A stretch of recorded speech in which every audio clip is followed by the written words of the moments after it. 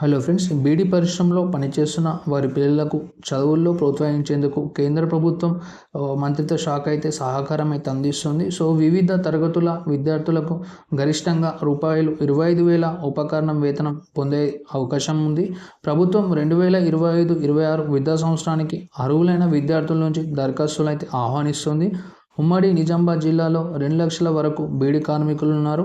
ఆ కుటుంబాలకు చెందిన 30,000 మందికి పైగా పిల్లలు వివిధ విద్యా సంస్థల్లో చదువుతున్నారు. కామారెడ్డి, నిజామాబాద్ జిల్లా కేంద్రాలతో పాటు ఆర్మూర్, మాచారెడ్డి, తాడ్వాయి, బాన్సోడ, సదాశివనగర్, గాంధారి, దోమకొండ, లింగంపేట్ మండలాల్లో బీడీ కార్మికులు ఎక్కువగా ఉన్నారు. సో దీనికి సంబంధించి మనం అర్హతలు చూసుకున్నట్టయితే తల్లి లేదా తండ్రికి పీఎఫ్ ఐడి కార్డులు తప్పనిసరి.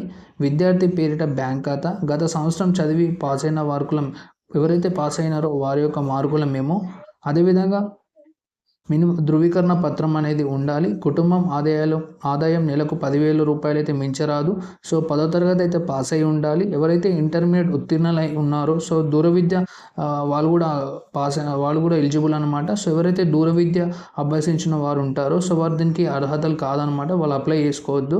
సో దరఖాస్తుకు సంబంధించి మనకు ఆన్లైన్లో ఎలా అప్లై చేసుకోవాలి మనం చూసుకున్నట్టయితే http.scholarship.gov.in సైట్కి వెళ్ళి అయితే మనం అయితే అప్లై చేయాలి. ఈ సైట్ లింక్ నేను డిస్క్రిప్షన్లో ప్రొవైడ్ చేశాను.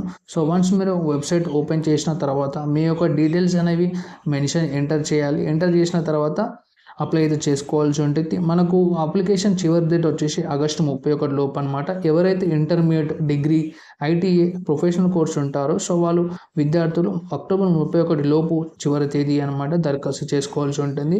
మీకు అప్లికేషన్ సంబంధించి ఇంకేమైనా డౌట్స్ ఉంటే మీ కాంటాక్ట్ నెంబర్ అనేది డిస్క్రిప్షన్లో ప్రొవైడ్ చేస్తాను. దాని కాంటాక్ట్ మీ యొక్క డౌట్స్ క్లారిఫై చేసుకోవచ్చు అనమాట.